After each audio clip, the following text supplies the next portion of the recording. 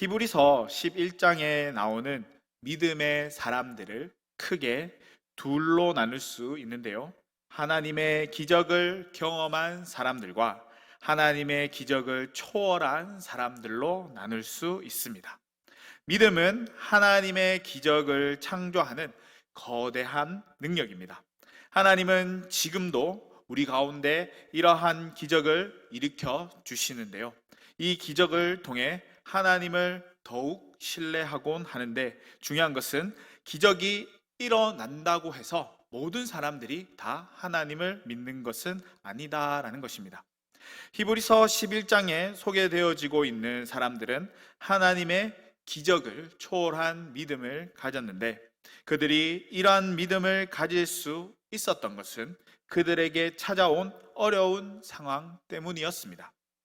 이러한 상황은 하나님의 기적을 기대할 수밖에 없는 상황이었음에도 그들은 하나님을 더욱 신뢰하고 사랑했습니다. 어떻게 이런 일이 가능했을까요? 기적을 초월한 믿음을 가졌기 때문에 가능한 것이었습니다. 그들의 이러한 믿음이 하나님이 행하시는 기적을 기대하는 것이 아니라 더욱 신뢰하고 또 사랑할 수 있게 해준 것입니다. 이것이 기적을 초월한 믿음을 가진 사람들의 모습입니다. 우리 역시 예수님을 믿으면서 살아가지만 여전히 세상 것을 접할 때가 많이 있습니다. 하지만 세상이 감당치 못하는 사람들은 달랐는데요. 그들은 이 모든 것들을 초월한 믿음의 삶을 살았습니다. 그들이 초월한 믿음을 가질 수 있었던 그 비밀이 무엇이었을까요? 어떻게 하면 그들과 같이 초월하는 믿음을 가질 수 있게 되는 걸까요? 세상에는 세상을 두려워하는 사람과 세상을 두렵게 만드는 사람이 있는데, 세상을 두렵게 만드는 사람이 초월한 믿음을 가진 사람입니다. 그런 사람은 하나님을 믿는 신앙을 통해 세상 속에서 당당하게 살아갑니다. 이렇게 초월한 믿음을 가진 이들에게서 나타나는 모습들이 몇 가지 있는데요. 먼저 그들은 죽음을 초월한 믿음을 살아갑니다. 본문 35절을 보면 여자들은 자기의 죽은 자들을 부활로 받아들이기도 하며, 또 어떤 이들은 더 좋은 부활을 얻고자 하여 심한 고문을 받되 구차히 풀려나기를 원하지 아니하였으며 라고 말씀하고 있습니다.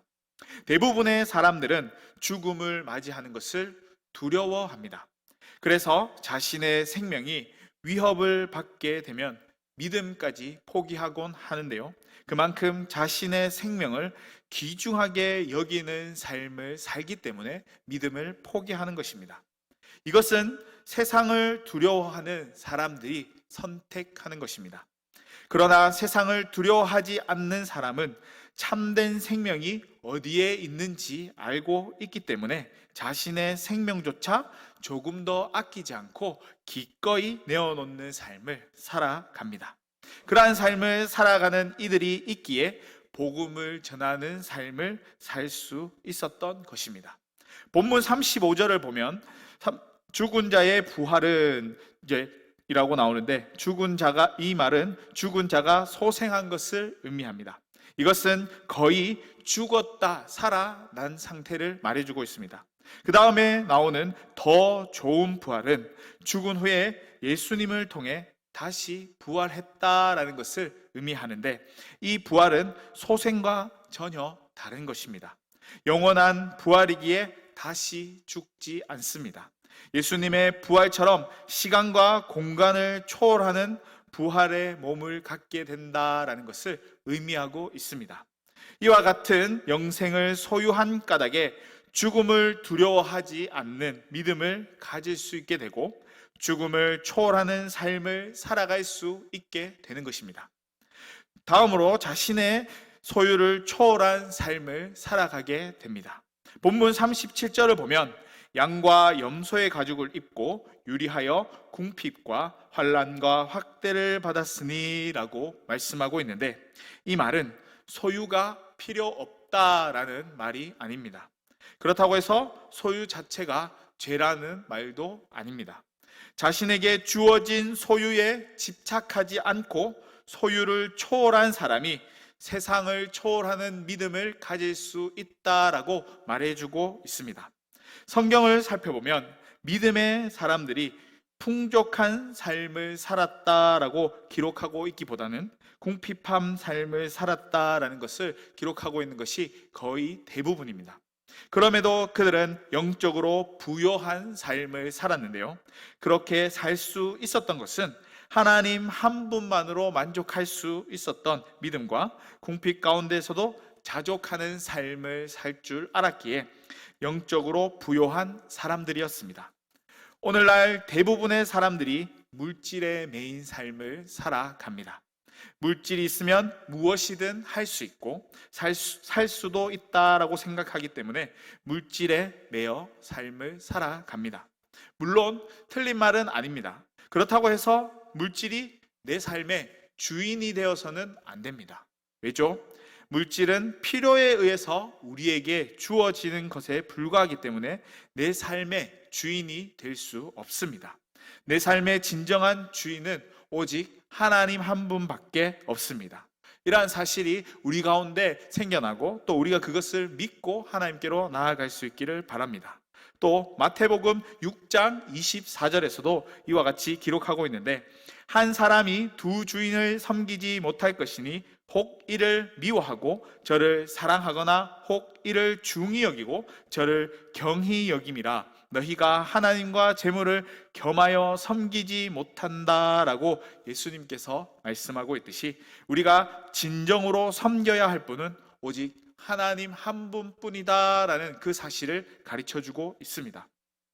이렇듯 세상을 초월한 사람들은 자기에게 주어진 소유에 만족하고 주인으로 모시는 그러한 삶을 살아가는 것이 아니라 오직 하나님 한 분만을 섬기는 삶으로 살아가기 때문에 세상이 감당하지 못하는 것입니다. 이것은 자신에게 주어진 소유보다도 더 귀한 소유를 아는 사람만이 이 땅의 소유를 초월하는 삶을 살아갈 수 있다라고 말해주고 있습니다. 마지막으로 고난을 자처한 사람을 세상이 감당하지 못하는데 그들은 한결같이 고난의 삶을 살았습니다. 조롱당하고 결박과 옥에 갇히는 시련을 받아야만 했을 뿐만 아니라 죽임당하는 고난까지도 받아야 했습니다. 이러한 삶을 살아간다라는 것은 결코 쉬운 일이 아닙니다. 오늘 본문에서 언급되어지고 있는 믿음의 사람들의 모습 역시 초대교회 당시에 빈번하게 나타나고 있는 모습이었습니다. 그들은 예수님을 믿는 것으로 인해 많은 불이익을 감수해야만 했습니다. 그럼에도 그들이 신앙을 끝까지 지킬 수 있었던 그 이유가 무엇이었을까요? 하나님이 그들에게 더 좋은 것을 예비해 두셨다라는 그 사실을 알고 있었기 때문입니다. 세상이 감당하지 못하는 믿음을 가진 사람들이 바라보는 것은 더 좋은 것이었습니다. 본문 40절을 보면 하나님이 더 좋은 것을 예비해 두셨다라고 말씀하고 있는데, 하나님께서 더 좋은 것을 예비하셨다라고 말씀하시면서 있는데 그것이 무엇을 의미하고 있는 것일까요? 하나님이 예비하신 더 좋은 것은 순교자의 길을 걸어갔던 믿음의 사람들 역시 포기할 수 있었던 모든 것보다도 더 좋은 것임에 틀림없습니다. 그것이 최고의 것이며 영광스러운 것이며 기쁨을 주는 궁극적인 것이었습니다. 이렇게 하나님께서 예비하신 약속이 그들 가운데 있었기 때문에 세상이 알 수 없는 비밀스러운 기쁨과 소망을 품고 살아갔던 것입니다. 또 이 약속의 말씀을 바라보며 세상이 초월하는 삶을 살아갔던 것입니다. 본문 39절과 40절에서 이 사람들과 우리라는 단어가 나오는데요, 여기서 언급하고 있는 이 사람들은 누구를 의미하는 것이며 우리는 누구를 의미하는 것일까요? 말씀에서 언급하고 있는 이 사람들은 구약에서 나오는 믿음의 사람들을 의미한다라고 볼 수 있습니다. 그리고 우리는 예수님이 오신 후에 예수님을 믿는 사람들을 의미하고 있습니다. 예수님이 오시기 전에 하나님을 믿었던 이 사람들은 믿음으로 말미암아 증거를 받았지만 약속된 것을 받지 못했습니다. 그들이 받지 못한 약속된 것이 무엇이었나요? 바로 예수 그리스도를 의미하고 있습니다. 하나님이 성경을 통해 주신 약속 가운데 가장 근본이 되는 약속은 다윗의 후손으로 오신 예수 그리스도입니다.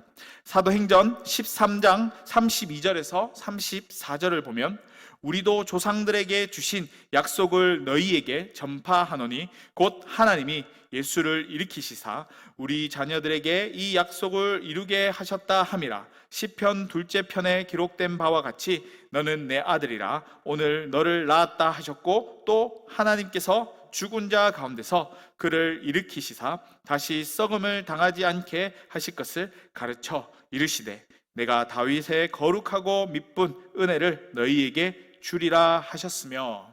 아멘.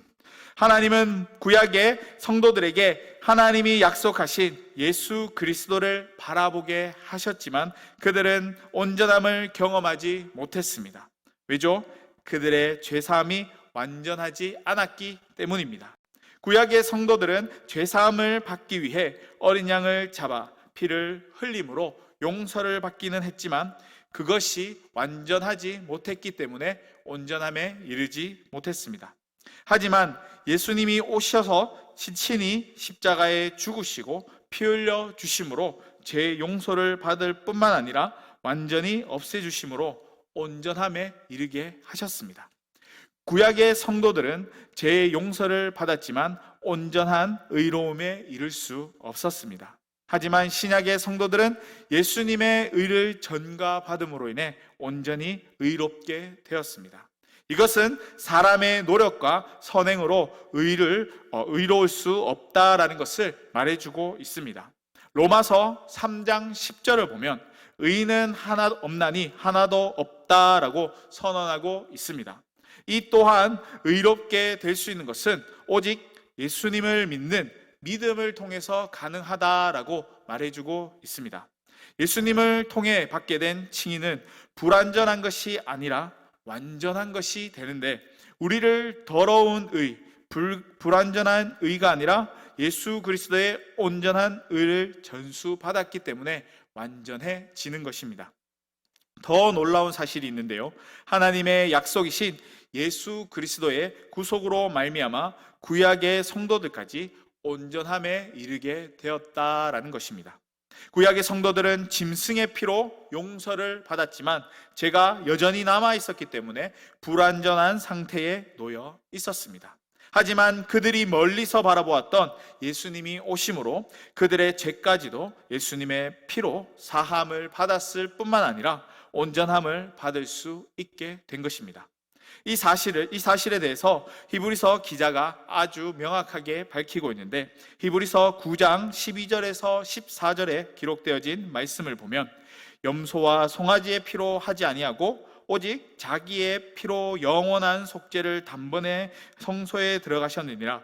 염소와 황소의 피와 및 암소와 암송아지의 죄를 부정한 자에게 뿌려 그 육체를 정결하게 하여 거룩하게 하거든 하물며 영원하신 성령으로 말미암아 흠없는 자기를 하나님께 드린 그리스도의 피가 어찌 너희 양심을 죽은 행실에서 깨끗하게 하고 살아계신 하나님을 섬기게 하지 못하겠느냐라고 기록하고 있듯이 예수님의 피로 온전함을 이루게 됐다라는 그 사실을 밝히고 있습니다.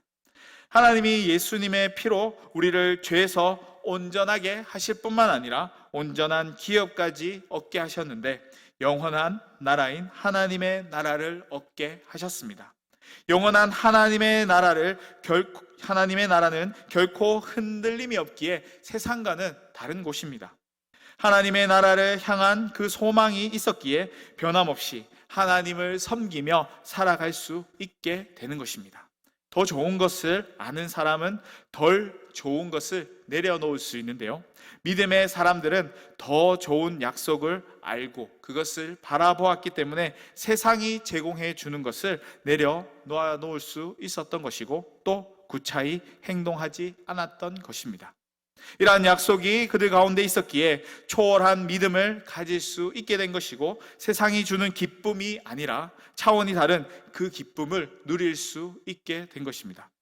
이는 성령과 함께 동행하는 삶을 살아갈 때 비로소 깨닫게 되는 사실입니다. 예수님을 믿는 사람이라 할지라도 이 세상에 사는 동안 슬픔과 아픔을 겪을 수 있습니다. 또 우울해질 수도, 고통 중에 거할 수도 있습니다. 하지만 우리 그리스도인들의 삶을 붙잡고 있는 것은 예수 그리스도의 영광을 바라보는 중에 경험한 그 기쁨입니다. 이 기쁨은 예수님 안에 있는 기쁨이며 인간이 경험할 수 있는 가장 최고의 기쁨입니다. 스코틀랜드의 유명한 한 신학자가 이러한 이야기를 했는데요. 최고로 황홀한 기쁨과 인간이 경험할 수 있는 가장 견실하고 본질적인 기쁨은 적절한 대상을 향한 애정으로부터 생겨난다라고 이야기했습니다. 그리고 나서 하잘것없고 천박한 것을 사랑하는 사람은 그것에 의해 상스럽고 처하게 된다. 그러나 고상하고 적절한 대상을 향한 애정은 그 영혼이 사랑하는 것의 완전성을 닮아가도록 그것을 향상시키고 진보시킨다라고 이야기했습니다. 우리는 예수님을 사랑하는 사람들입니다. 사람들은 너무나도 천박한 것을 사랑한 까닭에 상스럽고 천박한 모습으로 살아가게 되지만, 그리스도의 제자들은 예수님을 사랑의 대상으로 택한 까닭에 예수님의 모습을 닮아가는 삶을 살아가게 됩니다. 그런 까닭에 예수님이 주시는 최고의 기쁨을 경험할 수 있는 것입니다. 이러한 기쁨은 어느 날 문득 찾아온 예기치 않은 기쁨과도 같습니다. 이 기쁨을 경험한 사람들은 더 이상 이 세상의 쾌락이나 세상의 짧은 행복에 기대지 않고 살아가는데요. 예수님의 제자들도 이와 같은 영광의 기쁨을 경험했기 때문에 자신의 삶을 내어놓을 정도로 예수님을 닮아가는 삶을 살아갔던 것입니다. 이와 같은 영광의 기쁨은 성령의 도우심을 받는 그리스도인들에게도 동일하게 주어졌는데요. 이것은 오직 성령님의 계시로 말미암아 보고 느낄 수 있는 것입니다. 베드로전서 1장 8절에 예수를 너희가 보지 못하였으나 사랑하는도다. 이제 보지 못하나 믿고 말할 수 없는 영광스러운 즐거움으로 기뻐하나니라고 말씀하고 있듯이, 우리의 믿음은 예수님을 보고 믿는 것이 아니라 보지 않고 믿는 믿음이기에 말할 수 없는 영광스러운 즐거움으로 기뻐하게 되는 것입니다. 예수님 안에는 세상이 줄 수 없는 기쁨이 있습니다. 예수님 또한 최상의 기쁨 속에 사셨고 하나님 아버지의 영광을 바라보는 기쁨 가운데 사셨습니다. 그리고 하나님 아버지의 일인 영혼 구원하는 그 일을 기쁨으로 감당하셨습니다. 그런 기쁨 가운데 사셨기에 자신에게 주어진 고난도 기꺼이 받을 수 있었던 것입니다. 그리고 이렇게 고난을 받으신 이유는 우리를 예수님의 영광으로 이끌기 위해 받으신 것입니다. 히브리서 2장 6절을 보면, 그러나 누구인가가 어디에서 증언하여 이르되 이 사람이 무엇이기에 주께서 그를 생각하시며 인자가 무엇이기에 주께서 그를 돌보시니까 라고 시편 8편 말씀을 인용하여 예수님의 영광에 대해서 기록하고 있는데요. 이 말씀은 다윗이 사람을 돌보아 살펴주시는 하나님을 찬양했던 시였습니다. 하지만 이 말씀은 신약에서 그 신비가 드러나게 되는데요. 이 말씀은 다윗이 성령님의 감동을 받아 장차 오실 예수님에 대해서 예언을 했다라는 것입니다. 히브리서 2장 10절을 보면 예수님이 고난의 십자가를 지신 이유를 더욱 분명하게 기록하고 있습니다. 그러므로 만물이 그를 위하고 또 그로 말미암은 이가 많은 아들들을 이끌어 영광에 들어가게 하시는 일에 그들의 구원의 창시자를 고난을 통하여 온전하게 하심이 합당하도다라고 기록하고 있습니다. 여기서 많은 아들들은 예수님을 믿는 하나님의 자녀들을 말해주고 있는데, 예수님은 그를 믿는 모든 사람들을 당신의 자녀로 삼으시고 그들을 이끌어 영광에 들어가게 하신 것입니다. 우리 또한 예수님을 믿는 하나님의 자녀들이기에 그리스도의 영광에 함께 들어갔습니다. 그런 까닭에 우리는 기뻐하게 되고 또 감사하게 됩니다.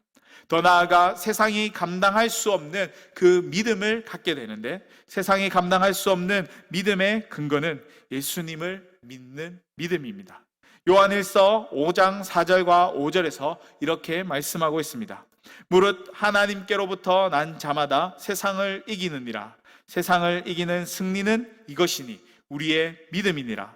예수께서 하나님의 아들이심을 믿는 자가 아니면 세상을 이기는 자가 누구냐라고 말씀하고 있듯이, 세상이 감당할 수 없는 믿음은 오직 예수님을 믿는 믿음뿐입니다. 하나님은 지금도 표적과 기사를 우리 가운데 보여주십니다. 많은 이들이 이러한 표적과 기사를 통해 믿음을 가지곤 합니다. 그러나 하나님께서 우리에게 바라시는 믿음은 표적과 기사를 통한 믿음이 아니라 주어지는 고난 속에서도 어떠한 기적이 일어나지 않아도 감사하는 믿음을 바라십니다. 이것은 단순히 눈에 보이는 것만 쫓아가는 믿음을 넘어서는 초월적인 믿음입니다. 이 초월적인 믿음은 하나님이 예비하신 것을 더 좋은 것, 그것을 바라보는 믿음입니다.